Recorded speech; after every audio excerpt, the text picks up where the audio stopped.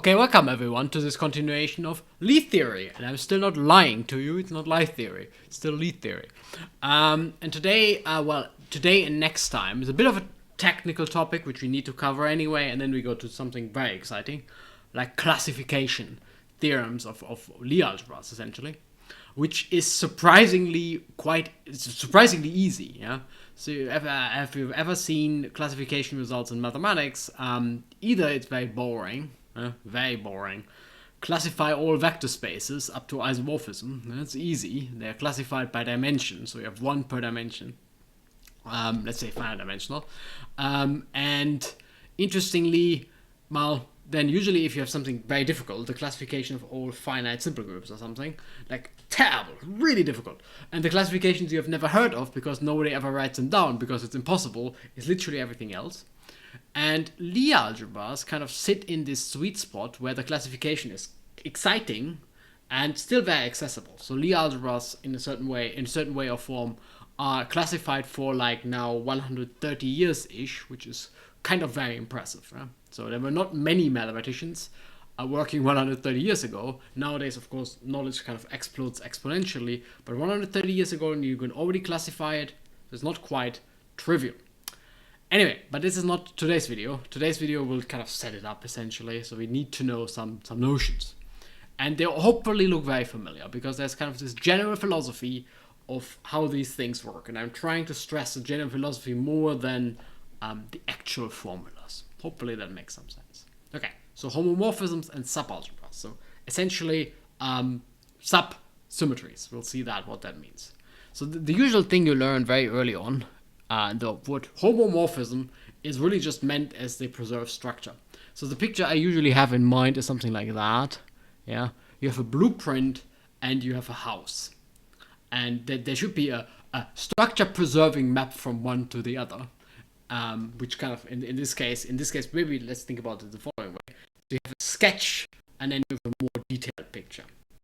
So if you have ever seen how animation works, for example, is that usually someone sketches all the scenes and then people add details, and what you in the end see is like people adding details to it. But it's still kind of the same structure, and kind of I think of this as kind of a structure preserving thing. It's almost the same, but maybe not quite, but you want to preserve something. In this case here, kind of the visual appearance of the building, right? It's not quite the same on both sides, but it's kind of quite the same.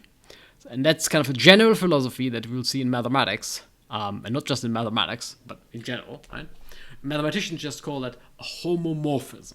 Yeah, fine. So it's a structure preserving maps between two things.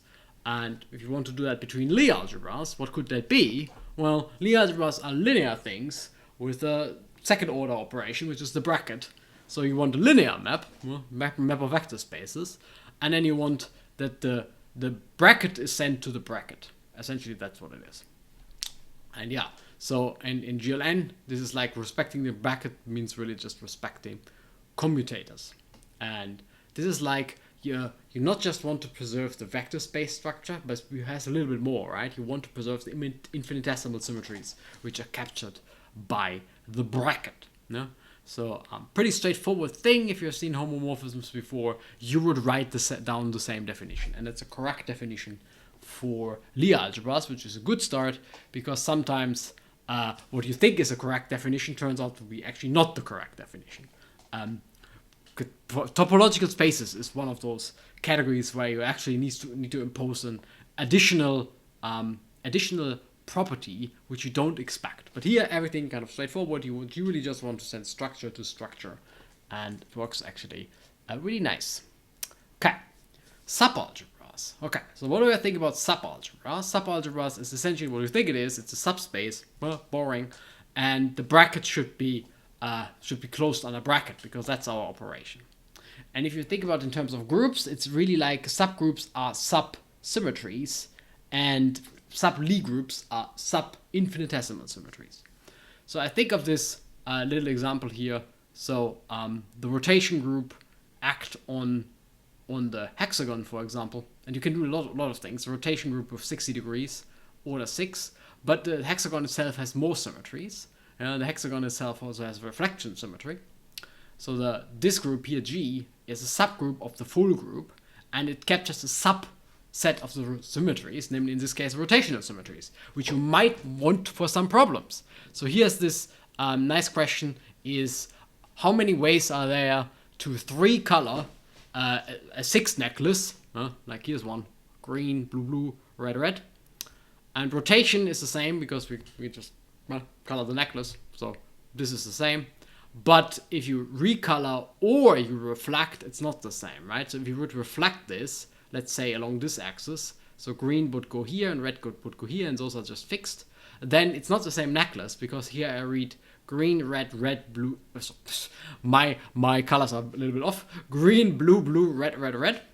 And if I would swap those, I would read green, red, red, red, blue, blue, which are not the same, right? So subsymmetries, in this case, necklace type symmetries, and you can use the stabilizer formula to find the solution, right? So subsymmetry.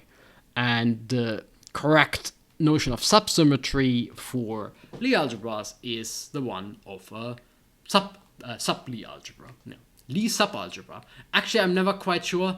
I always have this discussion with many people, and apparently there are different opinions, but there should be a canonical way, whether it's a Lie subalgebra or a sub-Lie algebra. There should be a canonical way to say that. For me, they're just the same.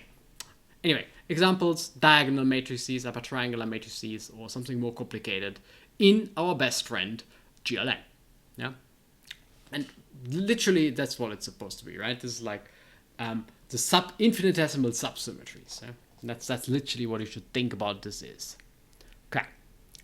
And interestingly, this is exactly what it is, up to some bullshit, because one direction is the logarithm. So one direction is difficult, it's a little bit nasty, a little bit difficult, but essentially there should be a subcorrespondence between the symmetries we really want to study, namely in the group, and the infinitesimal symmetries in the Lie algebra, and it almost works perfectly. No? So the easy direction is if you go from the Lie algebra to if you go from the Lie group to the Lie algebra, so if you Lie subgroup, then the corresponding tangent space is actually a Lie subalgebra. So that's essentially what it is, right? So there should be essentially a one-to-one correspondence between the two. That's not quite true if you want to do it the other way around, but then you get some issues with immersions in general. But don't worry about that too much. Essentially, there should be a nice one-to-one correspondence between the subsymmetries, the subgroups, and the subalgebras, the infinitesimal subgroups. And that's why we're doing this, right? We want to do some linear algebra on our symmetry picture. I hope that makes some sense. I thought about this picture for a long time, because again, the slide is actually very boring if you've seen algebra before, because it's the usual thing. If you have a homomorphism, you have an image, and you have a kernel. And the kernel is an ideal, so whatever. The usual thing. You get the normal subalgebras, and you get quotients and all of that. And really what I would like to think about is that this is my map, and it filters something out that is a kernel, and what remains is the image, and they both kind of keep the same type of property, right? The image is a Lie subalgebra. The kernel is even a bit better. It's an ideal, so brackets stay inside, and yeah. Anyway, so essentially we can still do the same notions of kernel image, and we have an isomorphism theorem and all of that. But hopefully, let me zoom in. I hope you enjoy my picture of kernel image and map here. Essentially, the kernel is the thing that gets filtered out. The image is the filtrate, and the funnel essentially is the map, if you want. Well, the map is essentially the whole procedure, if you want. And the filtrate itself has still the same property, and what remains, so the one that is the things that are filtered out, has not quite the same property, but almost the same property. So I hope you enjoy this picture of kernel and image. If someone has a better idea for a picture, let me know. Why care? Well, I hope I made this reasonably clear. Yeah. So homomorphisms and subalgebras are really symmetries, right? The correct way to describe relations between symmetries. So the meta idea is always the Lie algebra is an infinitesimal symmetry, and the homomorphism is like the symmetry preserving change of coordinates. That's exactly what it is, right? We are now in a vector space. You have a change of coordinate map, but it's not a random change of coordinate map. It's a symmetry preserving change of coordinate maps. Subalgebras are kind of the allowed motions, if you want, right?